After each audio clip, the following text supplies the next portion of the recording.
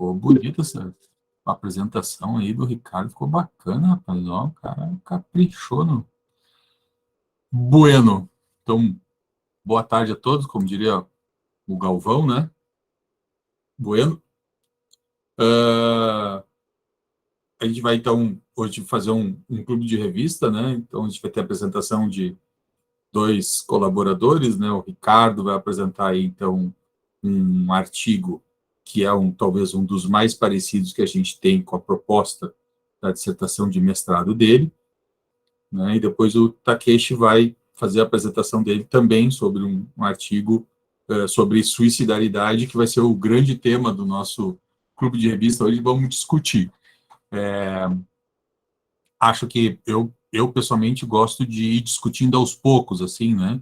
Então, não sei, Ricardo, tu prefere que a gente deixe para discutir depois que tu apresentar, ou se Felipe, o Ezequiel, o Takeshi já podem ir interrompendo enquanto tu está apresentando, porque eu sei que enquanto tu apresenta, tu não nos enxerga, né? Não, eu estou enxergando, não sei porquê, mas estou enxergando. Bom, mas podem ir falando, não tem problema, eu tentei fazer vamos fazer do jeito bate-papo, que eu acho que fica mais legal, fica como o promotor da discussão aí, mas a gente vai discutindo aos poucos enquanto as ideias forem surgindo, né? Qualquer um pode abrir o microfone aí e comentar, falar, pedir para repetir, se entendeu ou não entendeu. Vamos fazendo a versão bate-papo, que eu acho mais produtivo até. Então vamos lá, Ricardo, tudo contigo. Perfeito. Vocês estão ouvindo bem? Qualidade de som, certo? Tá bem, então. Sim. Vou apresentar o artigo, como o Igor disse, é o mais próximo que eu achei na literatura do que a gente está propondo, e mesmo assim não é exatamente o que a gente está propondo, então foi bem empolgante assim, ver que realmente é bem original o nosso projeto.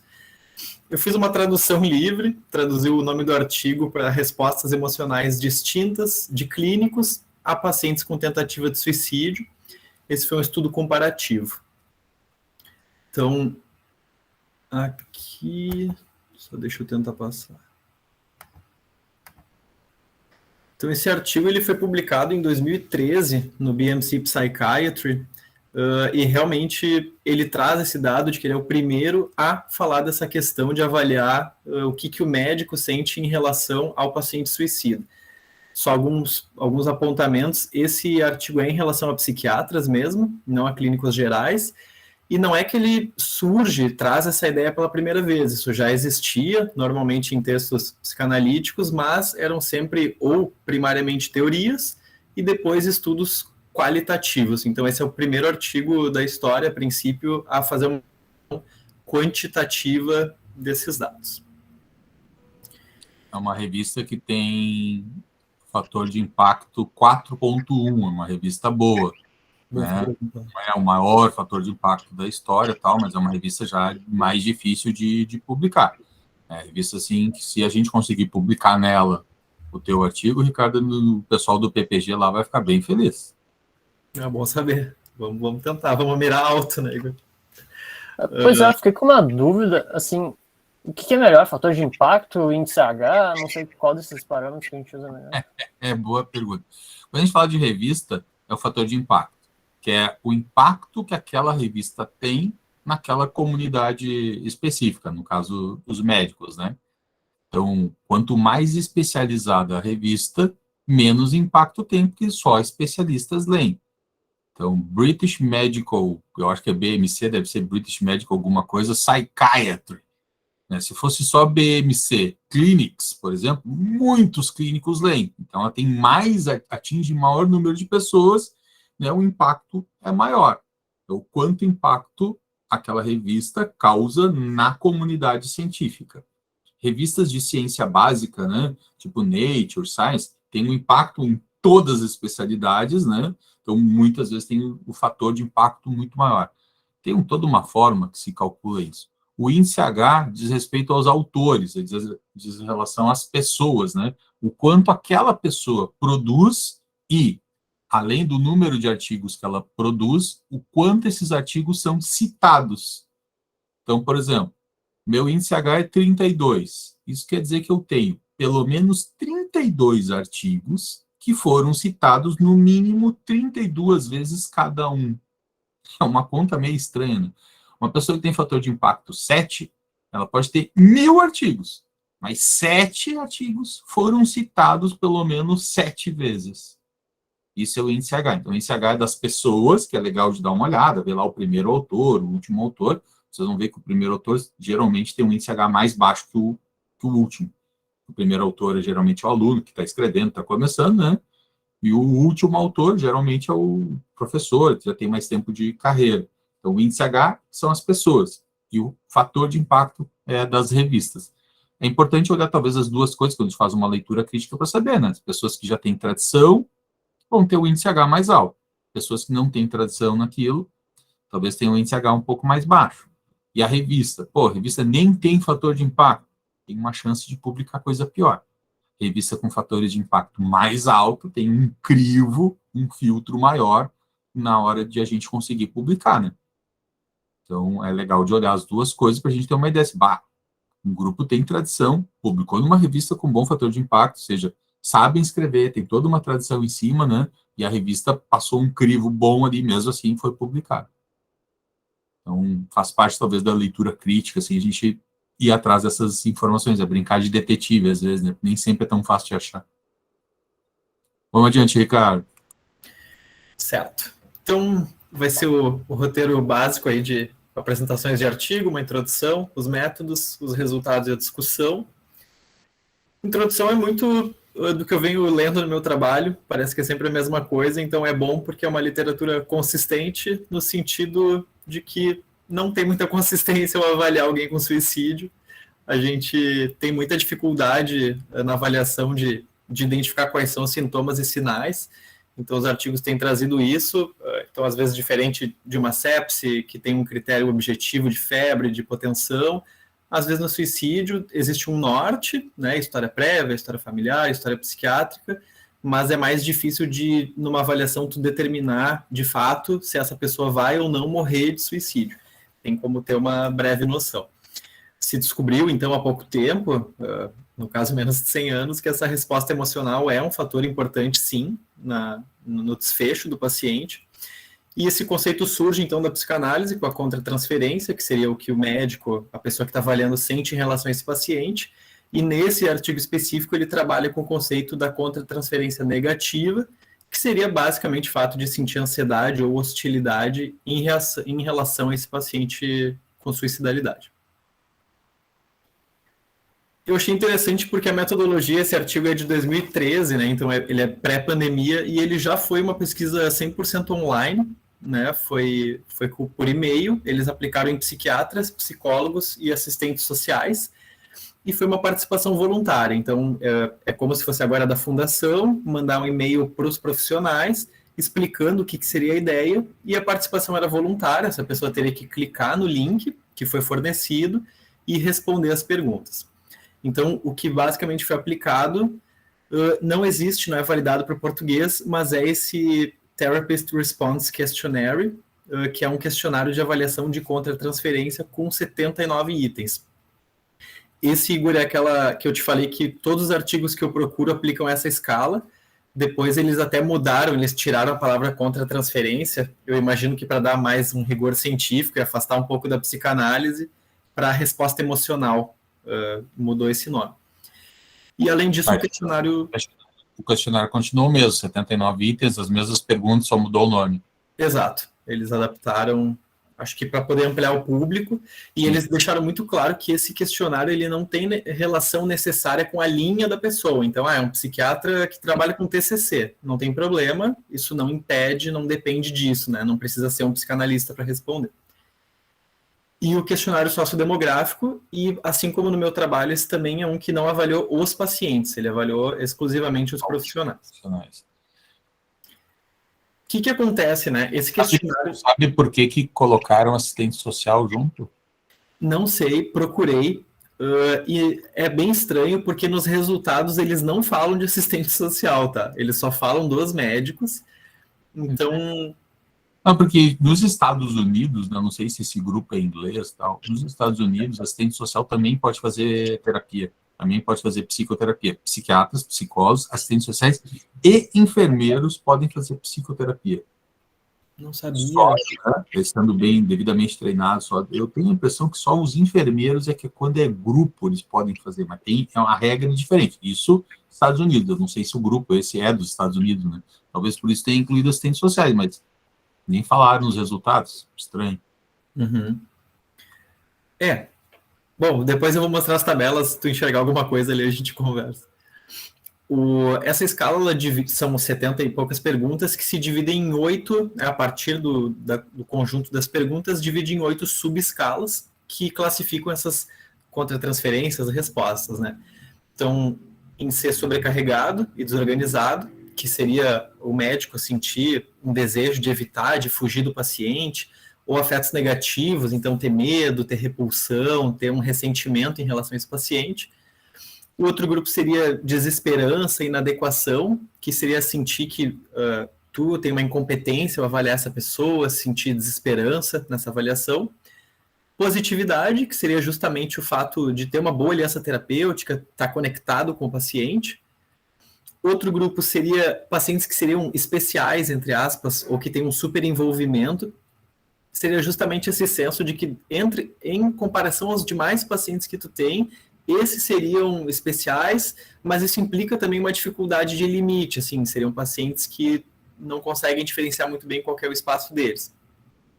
O sobrecarregado ali, desorganizado, é em relação àquele paciente suicida, né? Ele não é estou sobrecarregado com muito trabalho. Exato. Não, esse paciente está me dando muito trabalho. Exato. Tá. É o overwhelmed. Sobrecarregado. De sobrecarga mesmo, mas como contra-transferência, não de ocupação, assim. Isso é importante porque esse é o mais importante dos resultados, então tem que ficar claro mesmo que é em relação àquele paciente da avaliação. Sexualizado, que seria ou um desejo sexual em relação ao paciente, ou sentir que existe uma tensão sexual no ambiente. Esse aqui eu deixei o original, o disengaged, porque eu traduzi por desvinculado, que foi o que eu mais achei que era próximo, assim, mas que seria um sentimento de distração, de tédio em relação ao paciente. É um baita de um chato, né? E aí me dá esse desengajamento, não fico engajado, né? Não estou engajado na causa dele. Eu acho até que existe, talvez, a palavra engajamento mesmo. Em português eu sei que existe, né? Mas desengajado não sei se existe. Pois mas é. É desvinculado, tá bem? O vínculo não tá legal, não estou muito conectado, né? Eu vou procurar depois se tem alguma tradução desengajada, seria bom. E os últimos dois, que seria uma proteção parental, um sentimento de pai mesmo e mãe em relação ao paciente, que tu quer proteger, que tu quer nutrir, e de crítica e de não se sentir valorizado, que seria tu sentir que esse paciente não te valoriza mesmo, não te aprecia como profissional. E aí ele dividiu em 4 grupos. Eu deixei do lado só as iniciais em inglês, caso depois surja alguma tabela, mas que seria um grupo dos pacientes que houve o suicídio consumado. Os pacientes que tiveram tentativas foram divididos em tentativas de alto risco e de baixo risco, que foi dividido pelo critério clínico, ou se teve necessidade de internação, foi considerado como alto risco. E aí eles fizeram uma coisa que eu achei interessante, eles criaram um grupo que eram pacientes do psiquiatra que tiveram mortes não relacionadas a suicídio. Então, tu atende um paciente, um dia ele tem uma parada cardíaca, uma morte súbita, e eles fizeram como se fosse um grupo controle, assim, para poder fazer comparações. Para poder ver a reação na morte, tanto para o suicídio quanto não. Eles não dão exemplos do que é essa morte, tá? Eu imaginei parada, imaginei acidentes, mas eles não vão muito a fundo nisso. Uma morte inesperada não suicida. Perfeito. Interessante, para ver a reação à morte, né, em relação à perda, não, ou seja, com esse grupo controle, eles conseguem criar um efeito a mais para o suicídio. Será que o suicídio dá alguma sensação a mais do que a morte simples? Eles criam um outro basal para a reação emocional à morte. Aumentam o basal, na verdade, né? Então, tem um grupo de comparação que morreu. O suicida também morreu. Qual o impacto que o suicídio dá no médico, né? E não a morte, necessariamente. Eles controlaram, né, pro fator da tristeza da morte. Eu achei bem criativo, assim. É interessante essa ideia, bem interessante. E olha que legal, Igor, eles fizeram essa online também, e isso eu até acho que talvez nos ajude. A pergunta deles para o psiquiatra, eu vou dizer psiquiatra, mas vocês entenderam que é maior, é o paciente que você melhor se lembra. Então, assim, um paciente teu que se suicidou, pensa nele e responde a escala. Só que aí o Igor vai lembrar de 4 pacientes. Aí, para cada um que ele lembrar, eles vão abrir uma escala de aplicação. Então, um paciente que teve uma parada cardíaca vai responder um para morte súbita, um que se suicidou, tu vai responder para suicídio. E aí, a partir do mesmo profissional, eles conseguiram aumentar a coleta, né? Fizeram esses 4 grupos, né? O suicídio consumado, a alta e a baixa letalidade e a morte inesperada. E aí foram 2 comparações. Primeiro, eles juntaram esses 3 e fizeram o grupo do suicídio versus o da morte inesperada. E outra coisa que eles fizeram foi comparar as tentativas de alta letalidade com a de baixa letalidade e ver, então, se comparando os dois existiria alguma diferença nessa resposta emocional. Aqui eu fiz um slide bem desinvestido para deixar claro que eu não entendi muita coisa, mas estamos começando aí a bioestatística. Muito difícil a parte estatística, Igor, era teste T bicaudal para uma coisa, o bicaudal pareado para uma ou não pareado para outra, depois um outro teste de regressão, depois não sei o que. Botei assim, tá? Então, são estratégias estatísticas de comparação de grupos, né? Mas vamos comparar o quê? Bom, depende do tipo de variável. Por isso aquela primeira aula de estatística é praticamente falar de variável, né? Sim. Qual é o tipo de variável que a gente compara? Bom, a gente tem as variáveis contínuas, que são aquelas tipo assim, altura, peso, e a gente tem as variáveis categóricas, são as coisas mais numéricas. Número de filho, tem, não tem, né? Tipo, tem filho, não tem filho. É uma variável categórica. Número de filhos é uma variável contínua, mas ela é um pouco mais número inteiro, né? Não aceita número quebrado. Então, dependendo do tipo de variável, a gente tem testes específicos para fazer essas comparações entre grupos. Tem testes para comparar 2 grupos e tem teste para comparar 3 ou mais grupos. Aí já são testes diferentes. Por exemplo, já que está botando aqui o teste T é um teste que compara variáveis contínuas entre 2 grupos. Quando a gente compara 3 grupos, a gente tem comparações 2 a 2. A gente poderia comparar o A com o B, o A com o C e o B com o C. O problema é que quando a gente faz 3 comparações, quanto mais comparações eu fizer, mais chance eu tenho de encontrar uma diferença simplesmente ao acaso. Quanto mais tiro eu dou, mais chance eu tenho de acertar algum alvo. Então, se eu tiver 4 grupos, eu tenho 3, 5, 6 comparações. Então, eu poderia fazer, né? 3 testes T, comparando 2 a 2 e dizer. Mas não, a gente faz uma análise de variância, uma ANOVA, aí eu consigo comparar todos eles ao mesmo tempo para reduzir esse viés do número de comparações. Então, teste T serve para comparar 2 grupos. Ah, mas eu quero comparar, no caso aqui ele tinha 4 grupos, né? Então, eu vou ter que usar uma análise de variância, Analysis of Variance, uma ANOVA. Isso para variáveis contínuas com distribuição normal. Vou ter variáveis contínuas sem distribuição normal? Não é mais o teste U, o teste T. Aí é um outro teste, chamado teste U. Não é mais a ANOVA, é outro teste. Ah, mas eu vou comparar 4 grupos só em relação a variáveis categóricas, as porcentagens. Não tem nenhum desse tipo de teste aqui, é um tal de Q quadrado. E aí depende do número, do tipo de Q quadrado ainda. 2 grupos é um tipo de Q quadrado. 3 ou mais grupos é outro tipo de Q quadrado.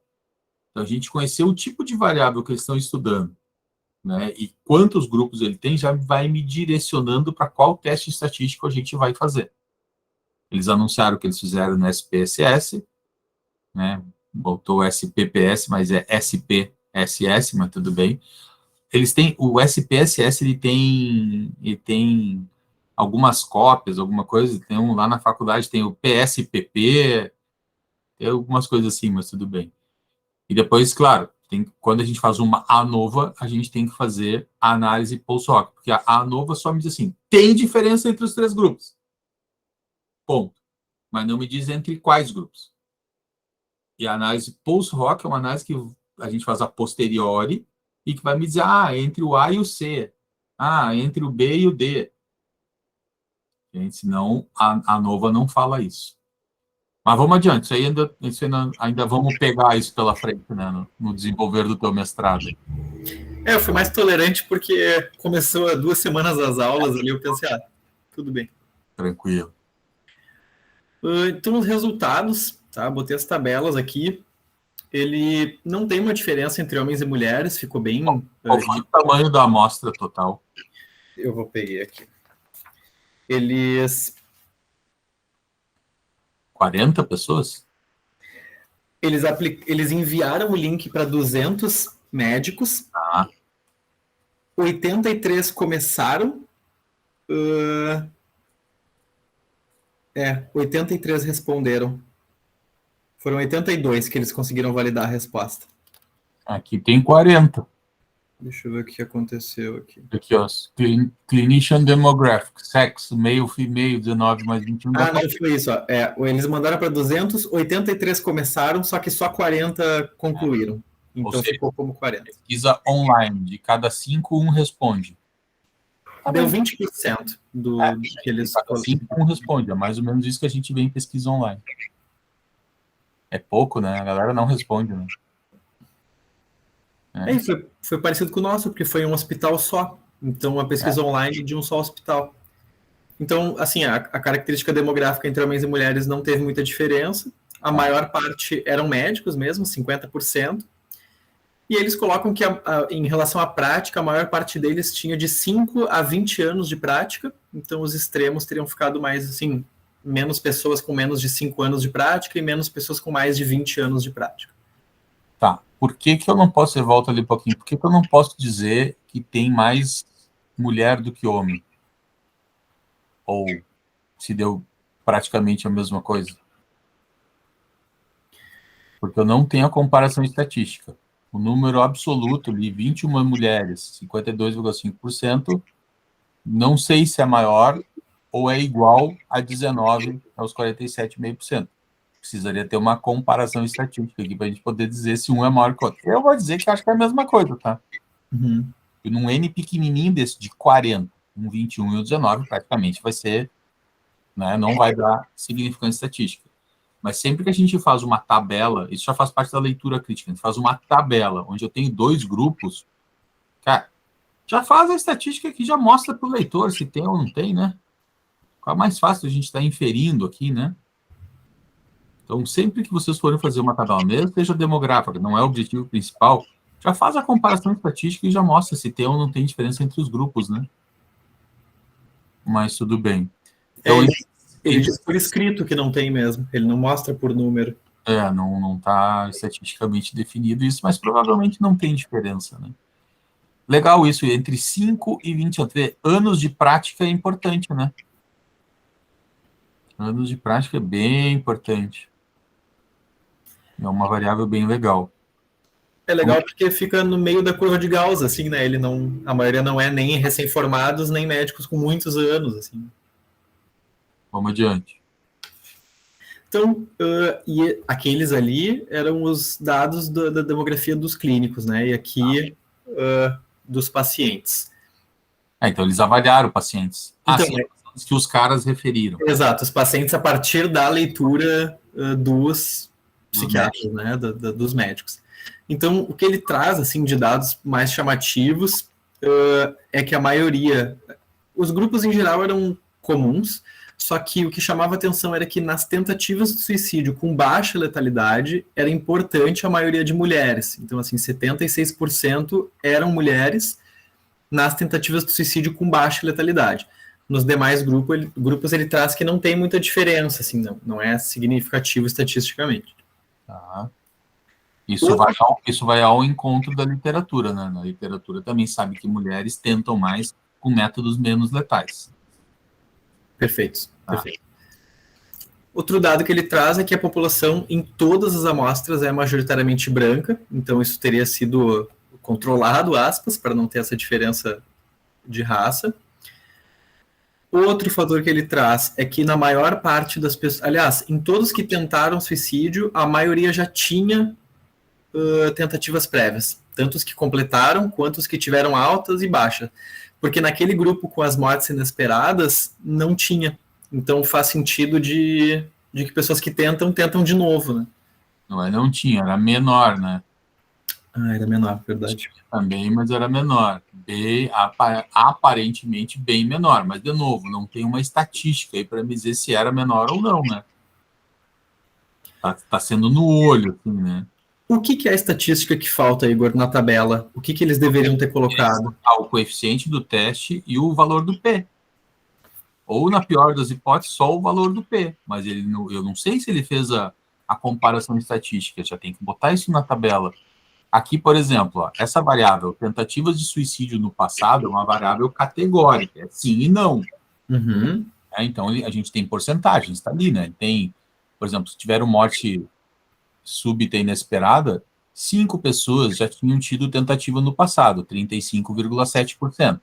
Uhum. Será que 35,7% é menor do que aquele 45,5% lá dos que completaram o suicídio?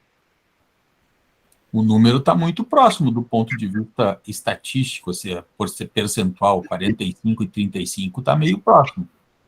Eu não sei se tentativa de suicídio teve realmente mais tentativa no passado, os que consumaram, né, teve mais tentativa no passado do que os que tiveram morte súbita.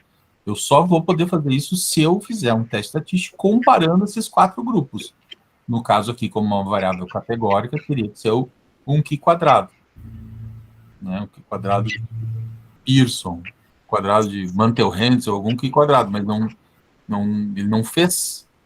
Tu vê, uma Sim, revista... daqui a pouco, se tivesse o coeficiente do teste e o valor do P, a gente poderia ver que daqui a pouco não tem diferença e que uma tentativa prévia não é... Não é uma variável importante. Entendi. Mas, é claro, eu acho que daria diferença ali do low lethality e o unexpected death ali, porque 60 para 35, 55 para 35 pontos percentuais já muda bastante, né? Então, tentativas prévias, vamos brincar aqui fizemos a estatística, tá? Uhum. Deu diferença do low lethality e do high lethality para o unexpected death, mas não deu diferença do suicídio completo. Ou seja, a gente poderia dizer que tentativas de prévias de suicídio são fator de risco para tentativas de suicídio. Entendi. Ter história no passado faz a pessoa ter mais tentativas. Mas ter história no passado não necessariamente consuma o suicídio. Mas aí só fazendo a estatística.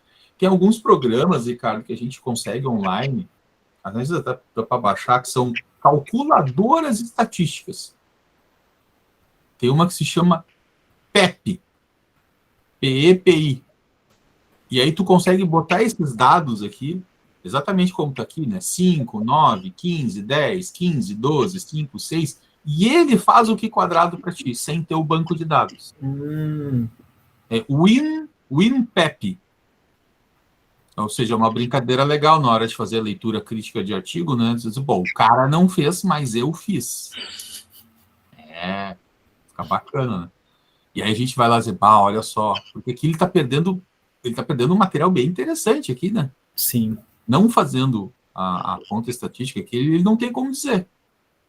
E aí, ter história do passado de suicídio, de tentativa de suicídio, é fator de risco ou não é fator de risco para o cara se suicidar? Tudo bem que o N dele é pequeno, 40 sujeitos e tal, mas dava para ele brincar aqui de fazer essa estatística. Oi, Bárbara. Legal. Oi. Ele destacou isso aí, mas ele não fez a estatística para poder destacar, né? Mas... Sim. Legal. O que mais? Por fim, dos dados, ele mostrou que as tentativas de suicídio são idades menores do que tanto a morte inesperada quanto o suicídio consumado. Então também foi um dado que ele apontou, assim. A princípio, numericamente ali em valores, sim, né? Mas eu não sei te dizer. Outra coisa importante, né, que a gente vai falando para vocês assim, quando a gente descreve valor absoluto, que é o N, é muito importante ter o valor relativo acompanhando. Beleza, ele fez isso. Mas quando a gente tem a média, eu preciso ter junto o que a gente chama de medida de tendência. Tem a medida de tendência central, que é a média, a gente precisa ter as medidas de dispersão. No caso, seria o desvio padrão, né? E ele nem descreve o desvio padrão aqui. Então, não tendo o desvio padrão, cara, aí eu não consigo dizer isso que ele está dizendo mesmo. Uhum. Não tendo o teste estatístico é mais complicado de dizer, mas sem ter o desvio padrão é impossível de dizer. Eu preciso ter a medida de dispersão sempre que acompanhe a medida de tendência central. Média, geralmente desvio padrão, ou erro padrão. Mediana, né, que é uma outra medida de tendência central. Eu preciso ter pelo menos o mínimo e o máximo. Né? Isso tudo são princípios estatísticos meio básicos, assim. Cara, uma revista boa, não sei como é que deixar passar. Talvez porque é o primeiro estudo da literatura sobre o assunto quantitativo, né?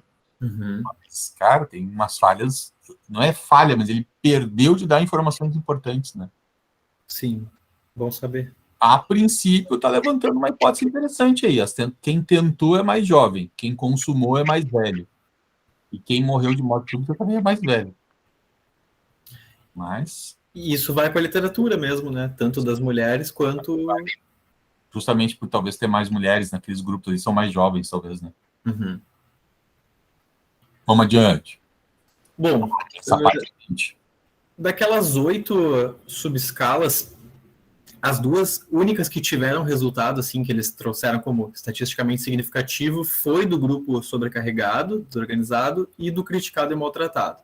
Então, assim, teria um aumento, né, na resposta do médico se sentir sobrecarregado em relação ao paciente que está com a tentativa de suicídio, esse desejo de evitação, de fugir, e também de sentir que é desvalorizado, que não é apreciado.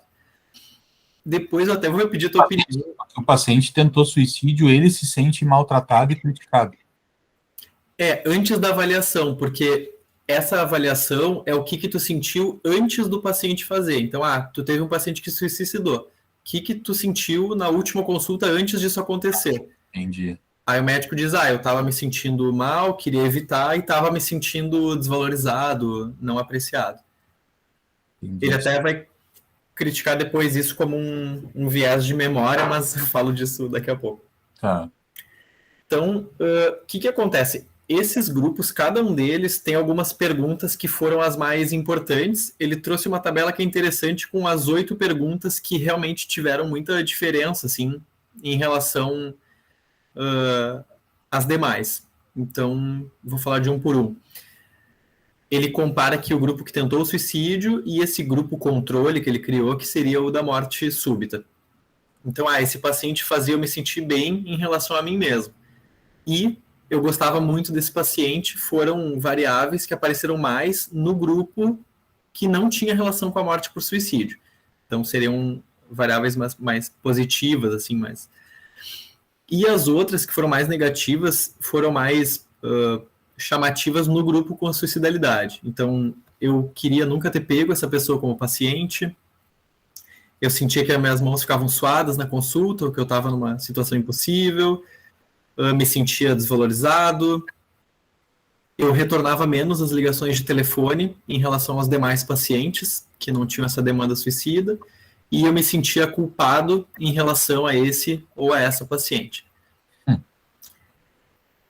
Aqui ficou um pouco confuso, porque ele traz essa variável do eu me sentia sexualmente atraído, mas ele diz no artigo que não valorizou isso, que não faria muita diferença, só que ao mesmo tempo ele botou na tabela como uma das que tem um P significativo. Então ficou... Eu até li várias vezes, mas ficou meio por aí mesmo. Isso, ele tem mais para o grupo de morte súbita ali, né? Sim. E deu estatisticamente significativo, deu 0,06. Aliás, ele só colocou aqui as que deu significância estatística, né? Igor, o que é aquele F-value? Porque o... O F-value é o valor, é o coeficiente do teste. Tá. Né? É de cada pergunta, então. Aqui ele fez uma ANOVA, na verdade, depois o F, a ANOVA a gente bota o F em homenagem ao Fischer, que é o coeficiente da ANOVA, mas quando é 2 grupos, não é o mais adequado a gente fazer uma ANOVA. Dá para fazer, mas não é o mais adequado. O mais adequado é um teste T. Eu tenho que botar o valor do T aqui, né? O P acaba sendo o mesmo valor, tanto faz. Se fizer uma ANOVA para 2 grupos, era para ser para 3 ou mais. Se fizer uma ANOVA para 2 grupos, ou fizer um teste T, vai dar o mesmo valor de P. Então, né? E o F, pode ver, ó, quanto maior o coeficiente, menor o valor do P. 9,09 dá um 0,004. Nossa, super significância. Só que, de novo, né, cara, aqui eu acho que tem essa coisa do viés de memória, né? Que diz assim, o paciente fez eu me sentir legal sobre mim mesmo. Depois que o cara fez o suicídio responder isso, um morreu subitamente, o outro... Complicado. Acho que tem um viés de memória bem importante aqui, né? Também não tem aquele negócio do F igual a T quadrado, daí daria um valor maior? Não sei se... Fala, vai de novo, Takeshi. É que o F é igual a T quadrado, não é? Daí, tipo, daria um valor maior ali, não acabaria sendo isso? Não, aquilo é... Ou aquilo não vale pra isso? Aquilo é só pra 2 em 2? Aquilo é o desvio padrão e o erro padrão. É diferente. O valor do F aqui é como se fosse o coeficiente final... é que daí a aula é um pouco mais longa, mas sim, esse coeficiente aqui do teste é um teste que está comparando esses dois grupos. Por exemplo, ali, questão 23, She made me feel good about myself. Um grupo teve uma nota de 1,89, outro grupo teve uma nota de 3. Para comparar essas duas coisas aqui, tem toda uma formulinha, né? E a gente obtém esse resultado, 9,09. Esse resultado 9,09 é comparado com o resultado de uma tabela, que seriam os resultados esperados se eles não fossem diferentes. No caso do teste T, daria 1,96. Como ele está muito acima do 1,96, a chance desse resultado ser verdadeiro é muito grande. E isso é expresso pelo valor do P, 0,004, quer dizer que tem ali 0,04% de chance disso aqui estar errado. Ou seja, quase nula a chance disso aqui estar errado. Porque a diferença aqui do F, o valor do F aqui, 9,09, está muito acima do valor de uma tabela, que é a tabela do teste T, no caso, né? Que é o mesmo valor aqui. Então, o valor do teste T seria 1,96. Se desse acima de 1,96, já é diferente, mas aqui deu muito acima. Aliás, todos eles deram bem acima, né? Então, resumidamente, é mais ou menos assim que o teste funciona. Sempre compara o valor de uma fórmula que a gente chama calculada, aqui no caso seria o F calculado, ou T calculado, com uma tabela de valores que alguém já fez, o Fischer, o Student, né? Eles fizeram uma tabela que seriam os resultados esperados se não desse diferença entre os grupos. E nessa tabela leva em conta, muitas vezes, o tamanho da amostra. Para uma amostra de 40, é mais ou menos 1,96, talvez um 2,01, alguma coisa seria o valor esperado. Deu acima, beleza, tem diferença entre os grupos. É mais ou menos assim que funciona o raciocínio dos testes estatísticos, esses mais básicos, né, pelo menos. Mas aqui a grande questão aqui é essa, né? Eu estou fazendo hoje um questionário de 2 anos atrás, quando o paciente se matou. É óbvio que a memória do suicídio vai interferir nesses resultados aí. Igor, mas para entender, desses itens aqui, os dois foram significativos para os dois grupos. Só que ele só colocou os que deu significância, né? Mas, por exemplo, o terceiro, tá? Eu queria nunca ter atendido esse paciente. Sim. Ele foi também positivo para os pacientes com morte súbita, mas ele foi mais positivo para os com suicídio. Foi bem maior. Entendi. Tá. Sempre maior. Eu não sei, no questionário ele aceita a resposta 0? Cada item. Eram 3 itens, aí era pouco verdadeiro, verdadeiro e muito verdadeiro. Era alguma coisa assim. 1, 2 e 3. O valor mínimo é 1, o valor máximo é 3 para cada resposta. Então, quanto mais itens a gente tem numa resposta, mais próximo de uma variável contínua fica, né? Se eu tiver 10 itens, eu consigo diferenciar um pouco mais. Aqui, por exemplo, eu tenho ali no, como falaste, o item 5, 2,33 para 1,17. Cara, 1,17 não tinha como responder 0. Então, os caras praticamente todos responderam 1. Algum sujeito botou 2 ali para dar aquele 0,17 a mais. Já no grupo de tentativa de suicídio, quase todos botaram 2,33, alguns até botaram 3. De novo, aqui o cara está botando só a média. Cadê o desvio padrão? Né? Desvio padrão dá uma ideia para a gente de uma amplitude, de quanto a quanto variou os resultados. Né? E aqui eles não estão nos dando essa ideia. Quanto mais estreito, quanto menor o desvio padrão, quer dizer que tem menos variabilidade nas respostas. Por exemplo, se o desvio padrão aqui do 2,33, aqui no item 5, fosse 1, né? Pô, variou 1 ponto para cima, 1 ponto para baixo. Agora, se fosse o desvio padrão fosse maior do que a média, cara, aí é uma esculhambação, entende? Não dá nem para a gente entender como é que a variabilidade é maior do que a média, não tem como. Então, ele não botou aqui desvio padrão. Eu considero isso um erro da revista ter aceito. Uhum. Não dá para deixar passar, porque é uma informação importante, ainda mais que a variabilidade é muito pequena, é de 1 a 3.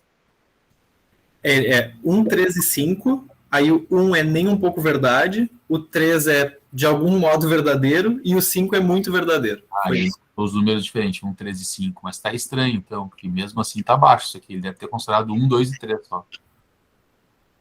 E é engraçado ele não pontuar aqui, né, que o item 17 da atração sexual, porque deu diferença estatística, é maior para o grupo que teve morte súbita, né? Mas ele disse que não deu diferença. Que estranho, né? E ele justificou por quê, Ricardo? É porque é 1,04, 1,33 ele considerou como sendo 1. Eu me lembro que ele não valorizou muito, assim, ele... Pois é. Mas eu vou dar uma revisada depois. Mas é interessante esse instrumento, né? Tem perguntas bem interessantes aí. Alguém quer comentar alguma coisa?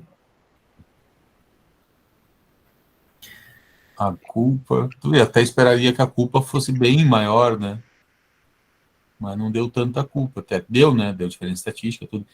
E ele ainda organizou por valor de P, né? Ele botou em ordem decrescente por valor de P na tabela. Não tem muito porquê isso para dizer que o mais importante de todos foi o 23. E o 35 ali. Mas o valor de P não fala importância, né? Só diz que tem diferença entre um e outro, mas não diz se é o mais importante. Não quer dizer quanto menor o valor do P, mais importante é o resultado. Não é assim que a gente interpreta. Mas ele está interpretando assim, né? Tá aqui, Igor, ele fala que essa resposta sexual aconteceu para todos os grupos, foi um pouco menor no grupo que completou o suicídio, mas que isso pode se dar devido à pequena variância das amostras. É uma amostra pequena. Mas então vale para todas as outras, né? Sim, essa não vale, as outras... Só que como é que a gente corrige isso? Tem um outro recurso estatístico chamado tamanho de efeito. Quando tu faz uma comparação de dois grupos, que é o caso aqui, e o P dá significativo, e a gente tem uma amostra pequena, 40 pessoas é uma amostra pequena, tem uma conta lá que a gente faz, um cálculo estatístico, que chama tamanho de efeito, effect size. E com isso a gente consegue ter o tamanho de efeito dessa amostra para essa resposta. Deu significativo? Beleza, mas qual foi o tamanho de efeito? Quanto mais próximo do 1, que 1 em estatística representa 100%, 100% quer dizer 100 dividido por 100 é 1, né? Quanto mais próximo do 1, maior o tamanho de efeito. A gente acha um tamanho de efeito legal quando é acima de 60%.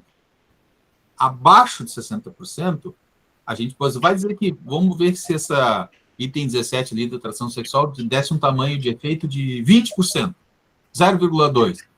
Ou seja, mesmo tendo tido resultado estatístico, significância estatística, essa amostra não tem tamanho de efeito suficiente para dizer que existe diferença entre os dois grupos. Uhum. Veja que ele perdeu a oportunidade de fazer um baita de um artigo, né? Mas ele nem fez o tamanho de efeito. Quando a amostra é pequena, cara, tem que fazer tamanho de efeito. Senão as boas revistas nem deveriam aceitar, né? Como é que entrou aí, não sei. Com tudo isso que a gente está criticando aqui, Ricardo, a expectativa é que a gente consiga uma revista melhor, talvez. Sim, no Lancet, vamos de Lancet. Vamos adiante. Certo. 2 comentários só que eu acabei não botando porque ele foi bem genérico. A comparação entre os 2 grupos de suicídio, o de alta e o de baixa letalidade, não houve diferença em nenhum dos itens. Então não impactaria, na verdade, no afeto. E outra coisa que eu não entendi muito, mas daquelas 8 subescalas, ele diz que uma delas de positividade, apesar de não ter dado como grupo estatisticamente significativo, teriam mais afetos positivos assim de esperança em relação a esses pacientes. Então ele se apega muito nesse dado, porque eu vou trazer agora na discussão.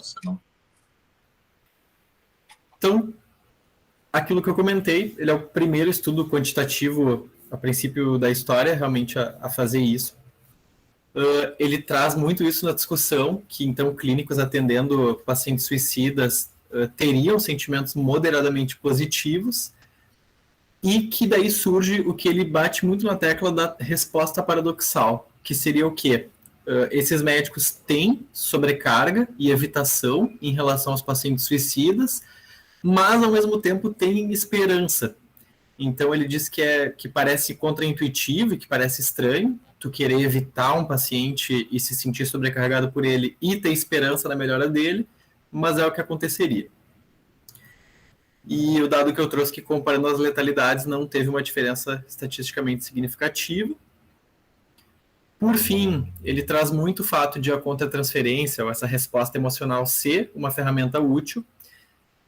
Traz alguns artigos que eu achei até bem interessantes, porque eu nunca tinha visto escrito tão explicitamente assim. Normalmente o pessoal diz que uma resposta emocional pode ter consequências, mas ele realmente escreve que uma pessoa que avalia e tem uma incapacidade de controlar essa resposta negativa e mostra hostilidade, ódio, agressividade, pode estimular um paciente a se suicidar.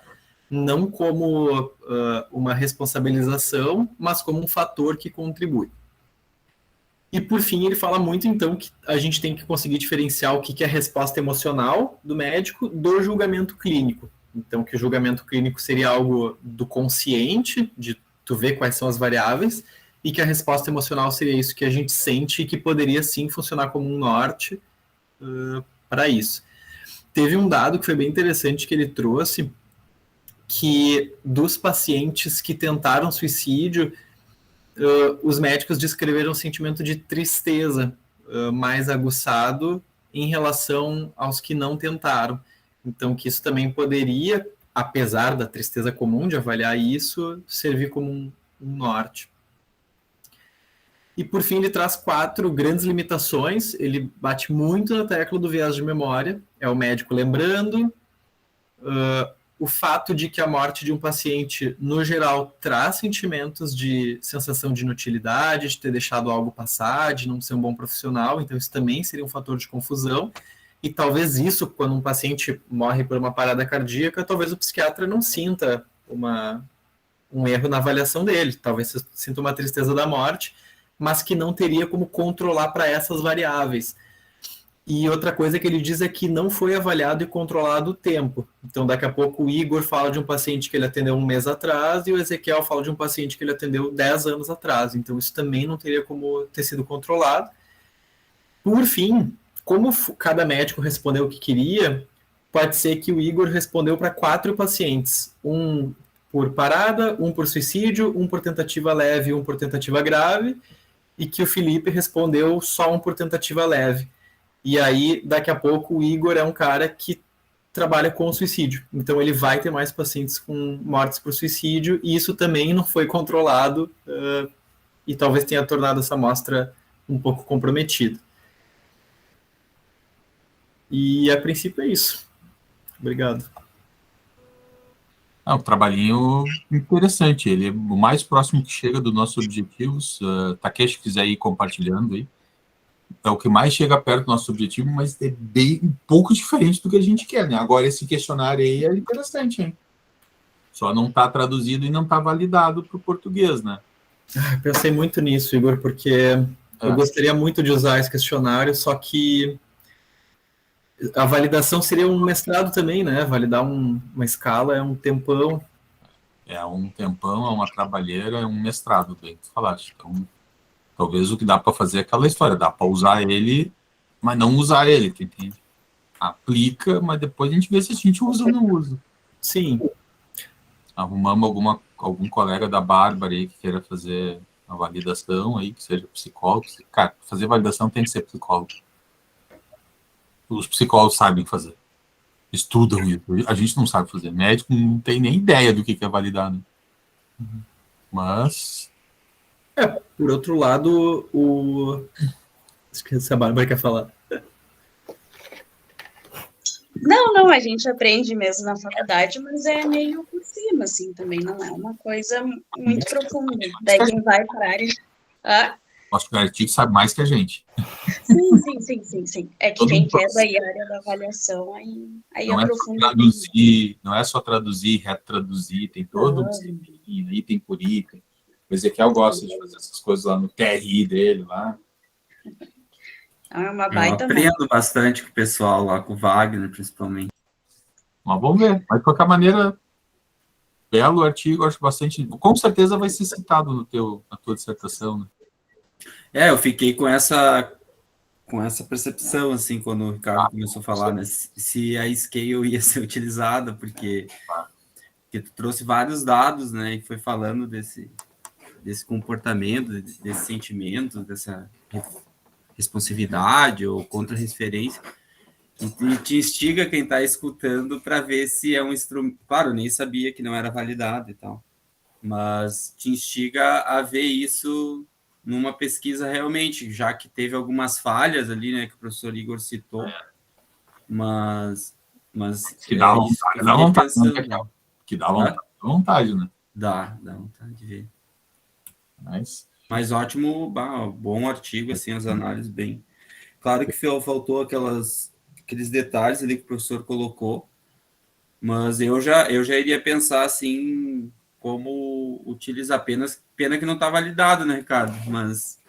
Mas era uma escala, assim, interessante. Nada impede que a gente traduza, faça uma tradução nossa, com uma retradução direitinho, que é o processo inicial de validação, e a gente pegue algum outro aluno para depois fazer a validação com a mesma amostra do Ricardo e talvez da Jaque. Com certeza. Né? Embute um trabalho dentro do outro. Verdade. Que é trabalho do Ricardo, concordo contigo. Eu não recomendaria que tu fizesse. Mas não, com certeza. Se alguém quisesse aninhar para fazer, tu entende? Tá valendo, né? Eu até queria ver essa escala, né? Não sei se tu compartilhou o artigo. Mas acho que no artigo tem toda a escala. Mas não está no artigo, nem como... Não está no artigo. Mas se conseguir a escala, Ricardo, quiser compartilhar, bota lá no grupo lá que o Ezequiel se diverte daí. Eu quero dar uma olhada. Se tu conseguisse, não tem problema também, Ricardo. Vamos lá, tá aqui. Nós não estamos vendo ainda. Agora estamos vendo. O cara estava guardando a apresentação, estava fazendo um suspense aqui, né? Então, esse aqui eu achei interessante porque, por exemplo, no trabalho do Ricardo, talvez a gente não fosse avaliar o impacto da pandemia, como é que isso impactou o suicídio dos pacientes, e isso mexeu na cabeça dos...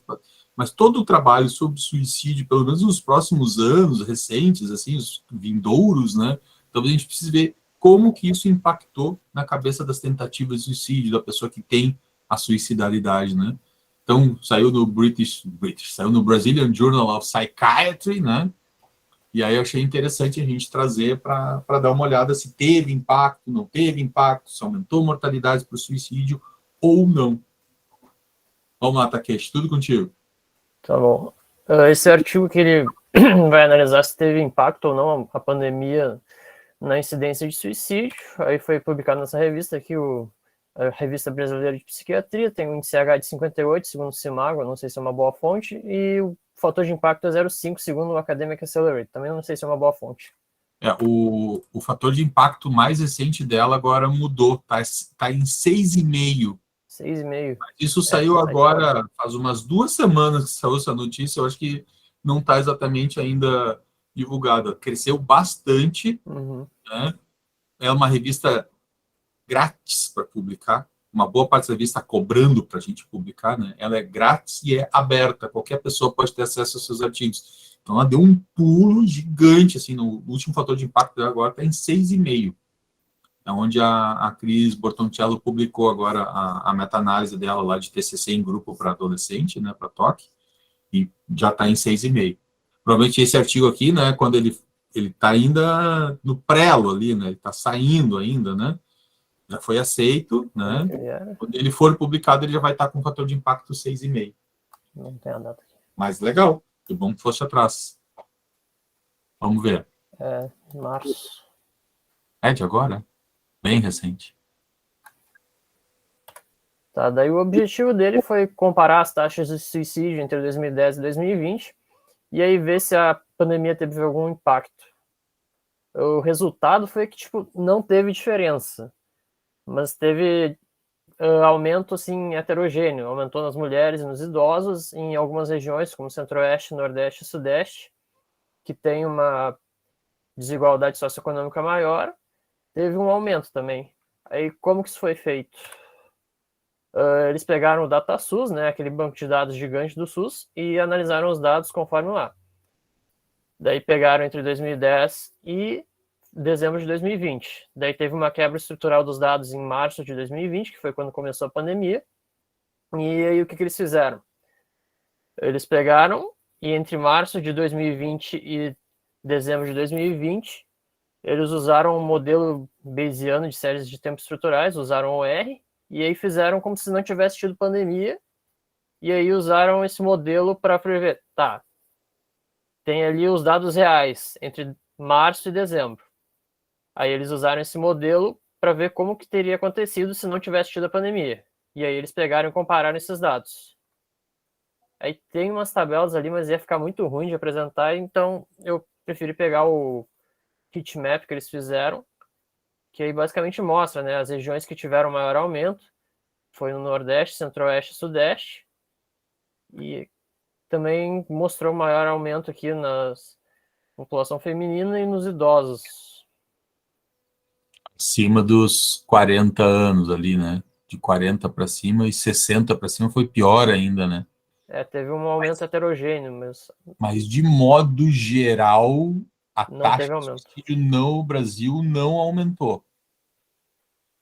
Mas analisando entre março e dezembro, né? Não sei como é que ficaria se eu analisasse tudo. 2021, né? O ano todo de 2021, que março foi quando começou a pandemia, ficou todo mundo naquela, não existe, não deve ser, tal. Aí ali por maio foi o mais próximo de um lockdown que a gente teve, né? Isso. Começou a explodir os casos e todo mundo ficava em casa. A gente praticamente chegava em casa, tirava a roupa, tomava banho, lavava as coisas do supermercado, fazia aquele monte de coisa assim, né? Saía de casa com medo. Encontrava alguém na rua, chegava babá de medo, assim, né? E aí depois, com o advento da vacina, pelo menos a notícia da vacina, lá por novembro de 2020, a esperança das pessoas mudou. Tanto que a vacina chegou em março de 2021, né? Eu acho que o advento da vacina poderia ser um outro quebrador do tempo, né? A chegada da vacina e tal, mas provavelmente esse artigo eles ainda vão publicar, não publicaram, né? Ele ainda tá no...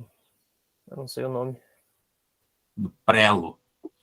Isso. Cara, interessante, só volta ali um pouquinho. Interessante ver que regiões que a gente não tinha notícia de suicídio, como o Centro-Oeste, foi uma das que mais aumentou, né? Norte e Centro-Oeste. Eu não sei se vamos ver o que ele vai discutir depois, mas eu vou levantar. Eu gosto de lendo o artigo e levantando hipóteses quando eu estou lendo, assim, né? A gente sabe que a maior taxa de suicídio sempre foi no Sudeste. Em segundo lugar, região Sul. Aqui, a gente. Aí todo mundo fala que é por causa do clima, porque é frio, piriri, pororó. Por que a pandemia fez aumentar suicídio no Centro-Oeste e no Norte? Essa é a pergunta. Eu vou dizer que a resposta é: eles registraram mais. Com a pandemia, talvez eles tenham aprendido a sistema de vigilância sanitária registrar mais as causas da morte, registrar mais e melhor, talvez de maneira mais adequada. Morreu de Covid ou não? Não, morreu porque se suicidou. Bota suicídio ali. Então, eu tenho a impressão que o registro naquelas regiões deve ter melhorado. Na região sul não aumentou, porque o registro aqui sempre foi bom, então já se registrava isso, e talvez realmente não tenha aumentado. Se dá para considerar aumento de suicídio em algum lugar aí, talvez a região sudeste, porque lá o registro é adequado, e eles mostraram algum aumento, né? Então, esse é um dos quesitos a ser respondido. Vocês entendem que a chegada da pandemia melhorou a colheita de informações epidemiológicas. Morreu por quê? De Covid? Não morreu de Covid, morreu de suicídio. Então registra ali. Talvez antes eles não registrassem tão bem. Morreu. De quê? Parada cardíaca. Morreu disso. Talvez tenha melhorado o registro das informações epidemiológicas. E aí fez com que o Centro-Oeste e o Norte tenham subido no registro de suicídio. Talvez a taxa de suicídio não tenha mudado, mas elas estão sendo mais registradas. Essa seria uma das minhas críticas, mas não sei se eles chegaram a analisar isso, Takeshi. Ô, Igor, Não cheguei a pensar nisso. tem como a gente saber disso? Se foi... Porque, por exemplo, eu lembro que Porto Alegre é a capital do HIV no Brasil e teve uma época que tinha toda uma discussão, é porque a gente notifica mais, notifica melhor. É a capital que mais usa maconha também. Imagina, a gente usa mais maconha aqui que em São Paulo. Mas daí eu me lembro que teve uns rounds da Infecto que ficou que não, que tem a ver com o subtipo do HIV, que é bem notificado no Brasil inteiro e que aqui realmente é mais. E aí como que a gente sabe? Porque suicídio é notificação obrigatória, né? Desde sempre. É obrigatória, mas algumas vezes, por exemplo, seguradora não paga suicídio. Que legal. Seguro de vida não paga suicídio. Então, muitas vezes, os médicos não botam suicídio, botam lá parada cardiorrespiratória. Entendi. Pode que for por um veneno, entende? Entendi. Então, às vezes, tem uma subnotificação. Né? Mas a gente nunca vai saber, né? Esse é o problema. Não tem como a gente saber a verdade. Nunca vamos saber. Tem uma estimativa que a cada um suicídio notificado, pelo menos 4 não foram. Olha aí. Então, isso pré-pandemia. Pode ser que agora, durante a pandemia, porque como os hospitais ganhavam a mais para atender Covid, daqui a pouco o paciente morria, os hospitais perguntavam, morreu de Covid? Se sim, a gente ganha mais. Mas se não, bom, então bota lá de que morreu, né? Por isso que eu acho que melhorou foi a qualidade do registro epidemiológico. Região Sul não aumentou, porque a qualidade aqui sempre foi mais ou menos boa. No Sudeste aumentou. Não melhorou o registro lá, porque o registro lá já é bom. Então, talvez no Sudeste tenha aumentado mesmo as mortes. Nas outras, a gente tem que questionar. Mas eles não comentaram sobre isso, Takeshi? Não chegaram. Tá. Eles só colocaram assim, tem fatores confundidores, já que é um estudo observacional, mas Sim, essa questão assim eles não chegaram a levantar. Tá bem. Legal. Daí tem os fatores de confusão, eles também não tinham acesso à renda, daí eles usaram o IDH para ver se tinha diferença, e nessas regiões aí que teve aumento, eles disseram que tinha maior disparidade socioeconômica. Mas, assim, o IDH, ele é bom para analisar só a renda em si, porque o IDH não leva só a renda em conta, né? Ele leva muita coisa em conta. Qualidade de vida, saneamento básico, acesso à educação, acesso à saúde, um monte de coisa, né? Isso. Lazer, coisas de lazer. Daí eles disseram que era por conta da diferença socioeconômica e usaram o IDH como base, mas não é exatamente isso. Não é tão bom.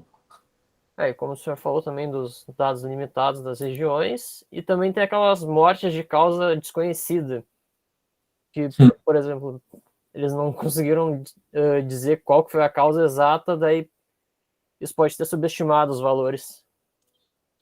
Isso aqui é o terceiro item ali, né? Regiões possuíam dados limitados. Já mostra que no DataSUS tem informações que não existem sobre de determinadas regiões, porque provavelmente o registro epidemiológico deles já era ruim.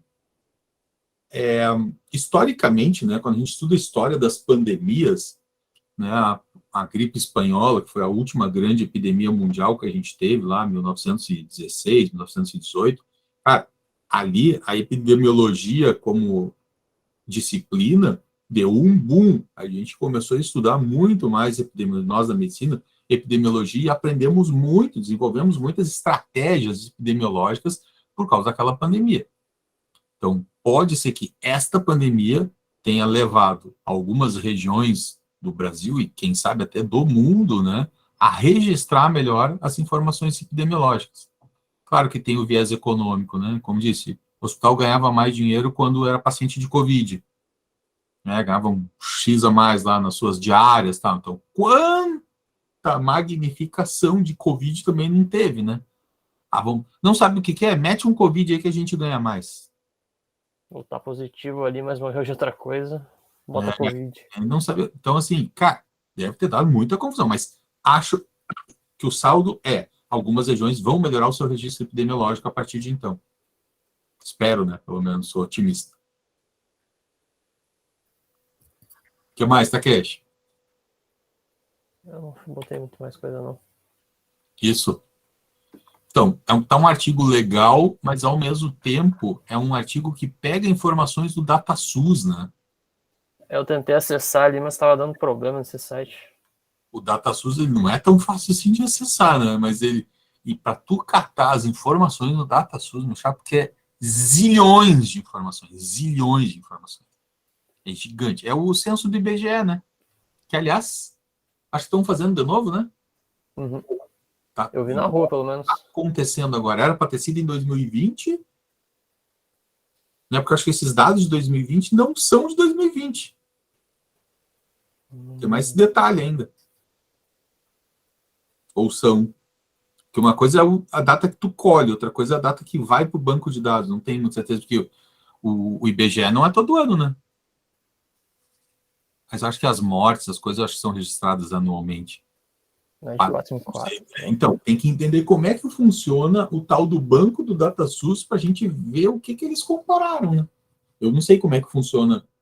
Eu achava que DataSUS não é exatamente a mesma coisa do censo, mas eu acho que usam algumas informações do censo para o DataSUS. Acho que o DataSUS é anual. Tenho a impressão que é anual. Número de morte, número de nascimento, essas coisas, né? Mas, de qualquer maneira, eles não acharam diferença na taxa de suicídio pré-pandemia e no primeiro ano de pandemia. Interessante. Quando é doença, daí é vigilância epidemiológica, não é? Porque a gente tem, né, 7 dias para notificar não sei o quê, 48 horas para notificar não sei o quê, então...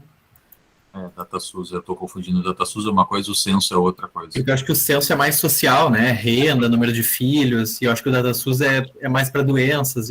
É cisgênero, transgênero. Também. É diferente. O DataSUS, o DataSUS é mais direcionado, né? No SUS, né? Tudo que acontece no SUS, ainda tem mais esse detalhe. Eu acho que no DataSUS a gente tem também a informação das doenças e patologias de notificação obrigatória. Suicídio é uma. Né? Isso. Mas aí entra a grande questão, né, que foi comentada. A gente tem um sistema aqui de notificação muito bom, sistema de vigilância que gera dados e que colocam, né? E isso acaba em alguns artigos sendo colocado à prova, porque alguns dizem, até teve um estudo de suicidalidade lá na Bahia, o pessoal tava o município lá, estava com 15, 20 suicídios. E aí, no DataSUS, e quando foram fazer lá em loco para resolver, deu um número muito menor. Né? A questão é se mesmo eu tendo essa base de dados com toda essa turbulência da pandemia, mesmo essas que já eram bastante atualizadas, se deram a priori ali para outras, né, situações como Covid e não foi notificado, sendo que de 1 a 4 já não são notificados. A outra questão que foi colocada também, em comparação com o estudo do Ricardo, é que ali o número de tentativas de mulheres é bem maior que a do homem, né, sendo que o público aí masculino acaba sendo mais efetivo e acaba morrendo pelo autocídio. Mas o Takeshi, no artigo dele, ele traz essa questão, né, deu um dos resultados ali que aumentou durante a pandemia o número de suicídio por mulheres, que é um item que é interessante se refletir, e o número de idosos, né? E eles falaram que não foi tão significante, né, porque teve uma estabilidade aí durante todo esse transtorno da pandemia, mas, na verdade, a gente tem que ver, assim, também, enquanto pesquisador, o que está acontecendo, porque às vezes tu dá uma palestra, tu conversa, eu mesmo, quando eu debato alguma temática da suicidalidade, numa turma ali de vezes de X alunos, tá frequente assim, sabe, professor Igor, de a gente dar alguma aula e conversar, o pessoal, teve meu marido que cometeu, e o meu marido, eu digo agora recente, né, meu marido, meu filho, meu primo. Então, por isso que eu fico com essa questão aí de o quanto foi fidedigno colocado esses dados aí para dar essa alteração, sendo que também, né, apareceu no estudo do Takeshi, relacionando aí com o estudo do Ricardo, a questão de um número de álcool e drogas que são fatores de risco para a suicidalidade.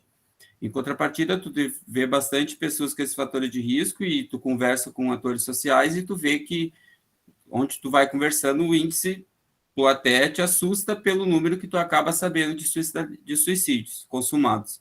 Mas, por outro lado, a base de dados, eu não sei se teve um viés aí, colocaram mais o Covid, que nem o professor Igor falou, e acabaram não notificando de forma correta.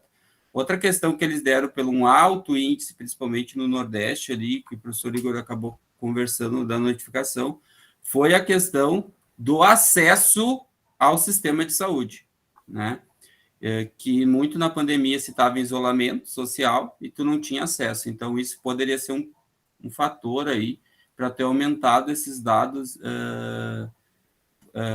para o próprio suicídio, né? Seja em casa, onde tivesse esses pacientes, né? Esses atores sociais. Então, foram esses dados entrelaçados que acabaram, acho interessante nesse estudo, assim, e que não foi publicado ainda, mas que é interessante a gente ver esses dois vieses, né? O que está sendo colocado, qual a tentativa, quanto é notificado realmente, qual o erro dessa tentativa. A Minayo também, que estuda bastante aí a suicidalidade, tem estudo aqui no Rio Grande do Sul, fora, se realmente está notificado para te gerar ações de saúde. E se uma pessoa com a classe social ruim não tem acesso à saúde, com essa série de estressores que foi a pandemia, a gente fica refletindo, né? E até com os artigos que vocês apresentaram, a questão de fatores, como o próprio Ricardo colocou ali, né, no estudo dele, né, a questão da pobreza, do desemprego, do uso de álcool e outras drogas, fatores que já têm, né, uma doença psiquiátrica instalada ou não, e eu não tenho acesso à saúde. O que eu faço com esse monte de problema? Outra coisa que a gente podia até refletir com o estudo, né, do Ricardo, eu tenho um profissional para cuidar de mim nesse momento, né? Então fica essa... E tem vários estudos mesmo, como o professor Igor falou, tem estudo aqui, como foi colocado, e fora. Que teve uma instabilidade, que não teve tanto esse aumento, mas é uma questão de se refletir, assim, como estão sendo preenchidas essas bases de dados, que nem o DataSUS, e o que efetivamente está acontecendo, porque eu mesmo conversando com outros profissionais aí que a gente tem contato, a gente vê conversando bastante coisas aí que, mais estatística e dados publicados a gente discute aqui, mas se está ali, né, foram embasados, mas fica essa reflexão, assim, me chamou bastante atenção o número das mulheres que cometeram, esse índice, né, que também está no estudo do Takeshi de álcool e outras drogas e classe social.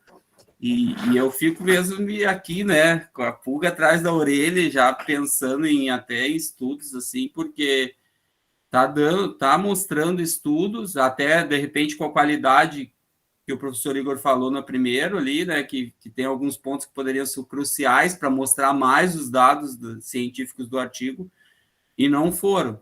Então, eu fico pensando muito nessa questão, assim, porque agora que vai vir essa demanda, né? Tá estabilizando os dados estatísticos do... Vou misturar um pouco da experiência clínica de atender paciente, tá? Sim. O que a pandemia fez? Morreu muita gente.